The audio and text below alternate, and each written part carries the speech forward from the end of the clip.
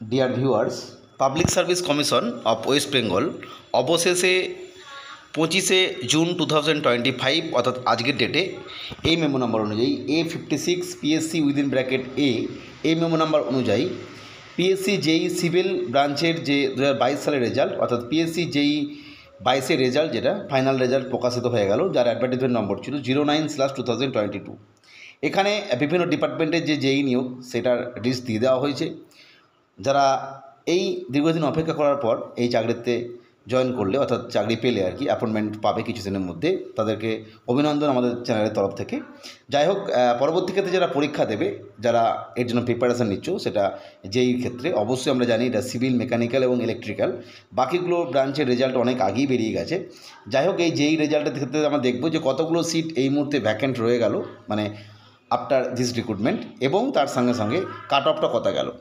তার সাথে সাথে একটা ইম্পর্টেন্ট অ্যানাউন্সমেন্ট এটাও যে WBSSC, আমরা জানি যে 2016 সালের যে চাকরি বাতিল মামলা, সেই অনুযায়ী সেখানে রায় ছিল যে যারা পূর্বের চাকরিতে ফিরে যেতে চায় আর কি, সে সমস্ত শিক্ষক বা অশিক্ষক কর্মীগণ তারা কিন্তু ফিরতে পারেন। সেই জায়গা থেকে একটা লিস্ট প্রকাশিত হয়েছে এবং যেখানে প্রায় 1719 বা 20 এরকম একটা সংখ্যা রয়েছে, যারা কিন্তু পূর্বতন চাকরিতে অ্যাপ্লাই করার দরুন তারা কোন কোন ডিপার্টমেন্টে আগে ছিল, মানে কোন স্কুলে ছিল, সেখান থেকে তারা পূর্বের যে ডিপার্টমেন্ট অর্থাৎ কোনো স্কুল বা অন্য কোনো ক্লার্কিয়াল জব বা ল্যাব অ্যাসিস্ট্যান্ট, এই সমস্ত বিষয়ে দিয়ে দিয়েছে।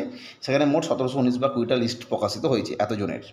এরপর আমরা দেখব পিএসসি জেইর যে কাট অফ এবং কতগুলো ব্যাকলগ ভ্যাকেন্সি থাকলো বা কতগুলো ভ্যাকেন্সি ফুলফিল হলো।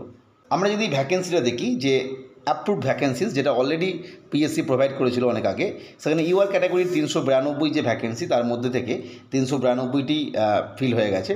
ওবিসি এ 83, এখানেও 83 পূর্ণ হয়ে গেছে। ওবিসি বি 55, সেখানেও 55 পূর্ণ হয়ে গেছে। এসসির ক্ষেত্রে 176, এটা 176 পূর্ণ হয়ে গেছে।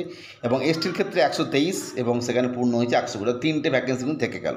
ঠিক একই রকমভাবে পিডাব্লিউবিডি এ ক্যাটাগরির ক্ষেত্রে 16 ক্যান্ডিডেট পাওয়া গেছে 2টি। পিডাব্লিউবিডি বি ক্যাটাগরির ক্ষেত্রে ক্যান্ডিডেট 7, যেখানে ক্যান্ডিডেট আছে 2টি। এবং পিডাব্লিউবিডি সি ক্যাটাগরির ক্ষেত্রে 9টি ছিল, 9টি ফুলফিল হয়ে গেছে। এবং ডি ক্যাটাগরির ক্ষেত্রে 8টি ভ্যাকেন্সি ছিল, কিন্তু ক্যান্ডিডেট 0, অর্থাৎ নিয়োগ হয়নি। অর্থাৎ আমরা বুঝতে পারলাম সুইটেবল ক্যান্ডিডেটের জন্য বেশ কিছু ভ্যাকেন্সিস, অর্থাৎ 30টি ভ্যাকেন্সিস, এসসিদের এসটি 3টে, পিডাব্লিউবিডি এ 14টা, এছাড়া পিডাব্লিউবিডি বি 5টা এবং ডি 8টা, এই কটা ভ্যাকেন্সি থেকে গেল ফর কোয়ালিফাইড যেটা ক্যান্ডিডেটস সার্চ ক্যাটাগরিজ।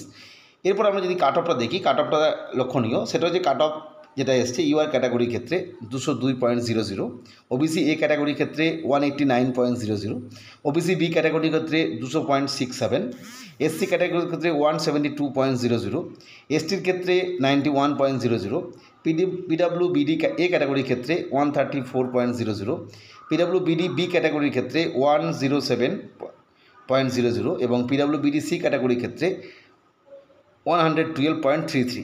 এছাড়া পিডাব্লিউবিডি আমরা ক্যান্ডিডেট নেই দেখলাম, যাই হোক কাটা বসাই। অর্থাৎ এটা গেল বিষয়। প্রত্যেককে ধন্যবাদ ভিডিওটি দেখার জন্য। পরবর্তী আপডেটের জন্য চ্যানেলটি অবশ্যই সাবস্ক্রাইব করে রেখো।